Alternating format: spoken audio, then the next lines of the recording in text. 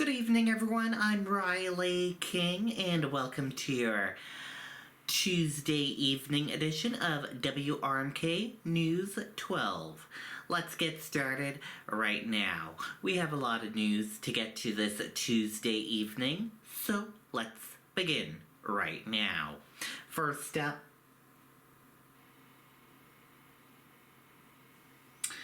New Hampshire Port Authority says safety top priority in the Portsmouth Harbor.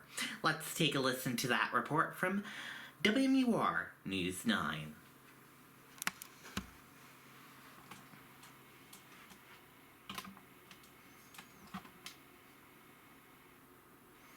I've been with US Cellular for years now, and I think I'm their biggest fan.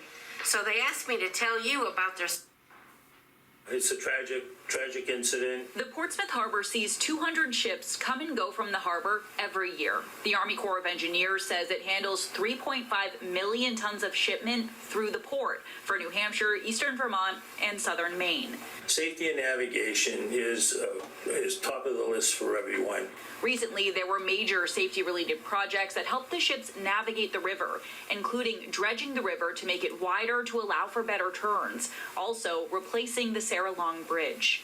The old bridge had an angle of about 32 degrees, and by moving the New Hampshire side up, it reduced that angle to about 13 degrees. Replacing the bridge made the opening to the harbor wider and now allows the assisting tugboats to stay with the cargo ships for the entire trip. If there was an issue with any transit, the first radio call would be to the United States Coast Guard. The Coast Guard handles all the safety calls for the harbor. Port Authority Director Gino Marconi says they meet with federal partners regularly to discuss issues and share information, and say at their next meeting, there likely will be a discussion about the Baltimore Bridge collapse. He says there are 3 pilots who navigate the Piscataqua. They're all local to the area and know the river well. It should be noted that we've got some good people bringing our ships in. Now, he does say our port is on the smaller size and does have physical limitations, so he doesn't expect to see any of the cargo from Baltimore be rerouted here to New Hampshire. We're live in Portsmouth. Kelly O'Brien, WMUR News 9. Okay, and there you go on that report. Diocese of Manchester settles claim of sexual abuse of a minor from the 1970s. Let's take a listen to that report from WMUR News 9.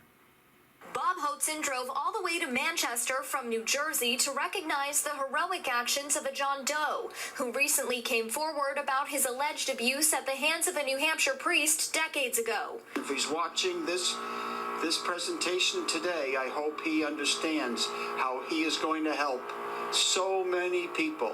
The numbers he will never know. Hotzen and Mitchell Garabedian, an attorney representing that John Doe, announced that the diocese agreed to a 6-figure settlement, alleging the child had been sexually abused by Father Alfred Janetta several times in 1973 and 1974 at St. Paul Church in Franklin, which has since become St. Gabriel Parish. Alfred Janetta gave my client alcohol and marijuana before each episode of abuse. And the incidents happened in or around the church. That is St. Paul's Church. According to the Diocese of Manchester website, Janetta has since died. There were no lawsuits filed because the claims happened outside the statute of limitations. But Garabedian, who has represented hundreds of clergy sex abuse victims worldwide, says people should always know they can come forward. It's never too late to report the sexual abuse, to stand up for yourself, to empower other victims, and make the world a safer place for children. And in a statement, the Diocese of Manchester said in part, the Diocese of Manchester provides financial assistance to those who have been harmed, regardless of when the abuse occurred, through a process utilizing independent trauma-informed consultants. The diocese ensures that law enforcement is notified of reports of sexual abuse of a minor by church personnel, as well as the New Hampshire Division for Children, Youth, and Families when appropriate. Live in Manchester, Hannah Cotter, WMUR News 9. Okay, and there you go on that report.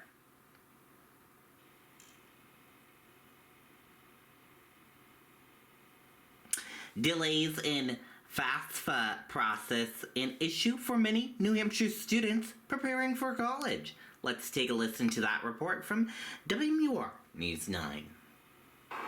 Jamie, we've been talking about these delays for weeks, but now it's spring and students want to make a decision as to where they're going to school, but they can't right now. Now, earlier this spring, the Department of Education announced they were launching an updated FAFSA process to make it easier for families, but the launch had a couple hiccups. Initially, officials didn't account for inflation, which made them miss about $1.8 billion in student aid, and now experts say many colleges here in New Hampshire and across the country are still waiting on key data in order to let prospective students and students already enrolled know how much aid that they'll be eligible for. So some of them have actually pushed back their deadline for students to tell them if they'll attend.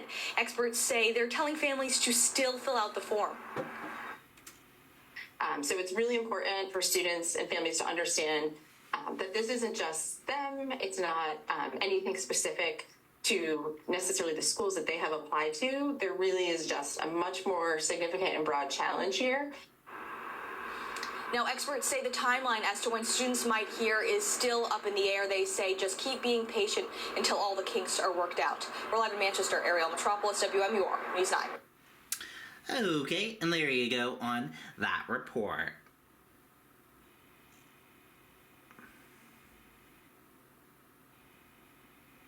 New Hampshire lawmakers launch another attempt to legalize marijuana. Let's take a listen to that report from WMUR News 9. Lawmakers who've been listening to Governor Chris Sununu are trying to align their efforts to pass cannabis legalization with his requirements for not vetoing the bill. At the top of that list is a so-called franchise model that would open 15 stores under robust state oversight. You can think of it like a chain, right? There's a McDonald's headquarters, and all the McDonald's look the same, and they all are regulated and priced and have similar products and so on. The governor also wants franchisees to accept a ban on lobbying and political contributions, two of the more controversial provisions he's asking for. Some cannabis advocates say the franchise model will open the door to federal intervention. If you're a franchise, you are putting the state of New Hampshire directly under the purview of the Federal Trade Commission and the federal franchise regulations, which means, in theory, a potential that if a franchisee decided that they were being treated unfairly, they could lodge a complaint with the FTC, and if the FTC finds it has merit, they could launch a federal investigation into the state of New Hampshire. Any legalization framework will have to account for New Hampshire's current system of therapeutic cannabis with its 7 alternative treatment centers and 14,000 patients. Without protections, they could be pushed out of business. Some contend a franchise system will also disadvantage local growers. This proposed model emphasizes large corporations and discourages small craft businesses, which is the opposite of what we preach in our Constitution. Many stakeholders in this process are wary. They say there's no guarantee a bill gets signed, even if it reaches the governor's desk. But the lawmakers working with Sununu say there's only one way to find out. If you want somebody to come along, it's best that we all paddle in the same direction. In Concord, Adam Sexton, WMUR News 9. Okay, and there you go on that report.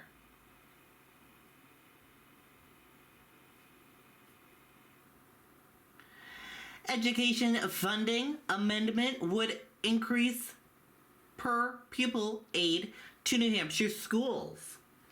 Let's take a listen to that report from WMUR News 9. Called out in last year's Superior Court ruling that deemed state education funding unconstitutionally low, legislators are bringing forward a new plan. Currently, state aid to cover the base per pupil cost of an adequate education is set at just over $4,000. House Republicans on the Finance Committee propose raising that figure to the court-recommended $7,300 per pupil, but they also want to rework the statewide education property tax in a way that would impose limits on local education spending. 3-year ceiling on spending. Currently, it allows increases by the Consumer Price Index or by a 2/3 vote of the district's legislature. The idea of the state putting up a barrier to increase local spending on schools is being met with resistance. The spending cap substitutes your judgment for the judgment of my budget committee, my school board, and most importantly, my district. And I don't want that.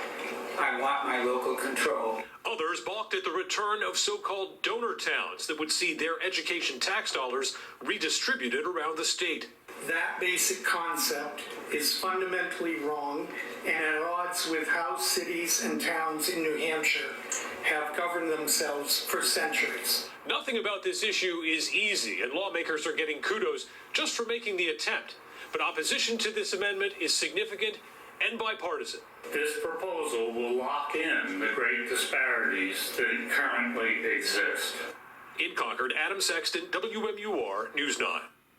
YouTube Premium is ad-free YouTube and background play, so you can watch. Okay, and there you go on that report.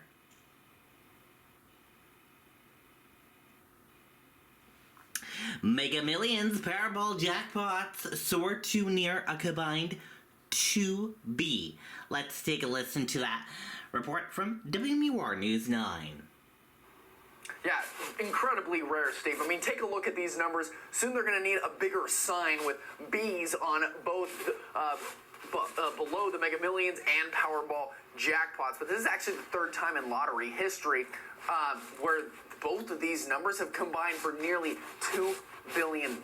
Now, the New Hampshire Lottery is expecting the Mega Millions jackpot to reach $1.13 billion come tonight, and that one-time cash payout expected to be over $537 million. Now, for the Powerball, the New Hampshire Lottery projecting it'll reach $865 million come tomorrow night. Now, this is very rare, like I said, but jackpots are bigger because more tickets are just being sold. 45 states do both Mega Millions and Powerball, along with Puerto Rico, the Virgin Islands, and Washington, D.C.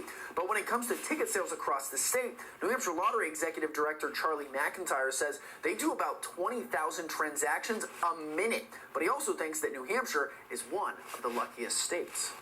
Somebody in Raymond won 387, and somebody on the Seacoast won 165 million. So all that money has been being spent and absorbed and enjoyed in New Hampshire. So with these respective numbers right here, this is actually the fifth highest in Mega Millions and Powerball history. But the largest combined total is $2.2 billion. So they're getting very close to that number. We're live here in Concord. Troy Lynch, WMUR News 9. Okay, and there you go on that report. Buy your tickets.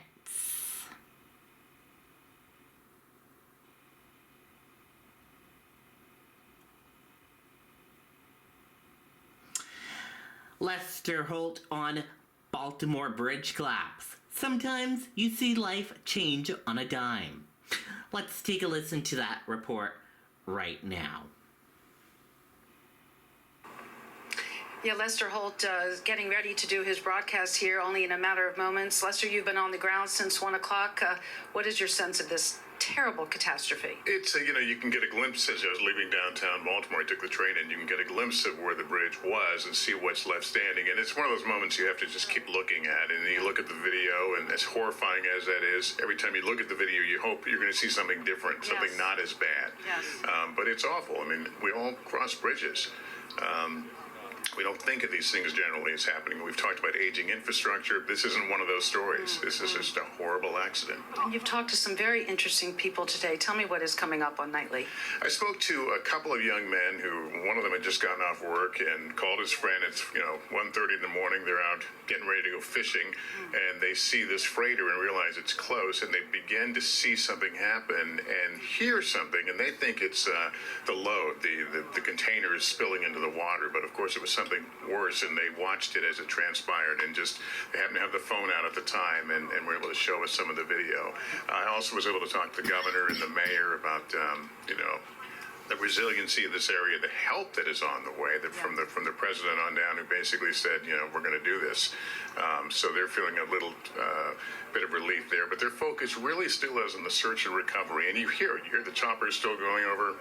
There's still apparently people in the water, searching for these missing individuals. They met with the families, described to us, how tough that was, but that their pledge to them is they're going to keep looking as long as they have to. Finally, Lester, you've covered so many events over the years where life changes in an instant. And this is certainly one of them. Your feeling as you're here on the ground covering how just the fragility of life when something like this happens. You know, you're taken right from the speeches I give occasionally when I talk about this job, and you absolutely see life change on a dime. You know, sometimes for better, but often, you know, for worse. And, you know, something is mundane. Nobody thinks about, I took the bridge to work today. They take the bridge to work every day or the other way. And then suddenly everything changes. The governor spoke about that, meeting with the families, how these folks, you know, were expecting their loved ones to come home after work, and they won't be coming home. And, you know, that's a heavy burden to carry. It is. We appreciate you spending some time. We know the broadcast, you've got work to do to get ready for it. Thank you, Lester. It's good to be with you guys. Thanks for your coverage. Okay, thank you. All right, Lester Holt spending some time with us as he gets ready to broadcast here from this patch of grass in Dundalk where the building shook and the soul has shaken as well from this terrible catastrophe. I'm going to send it back to you guys. Okay, and there you go on that report.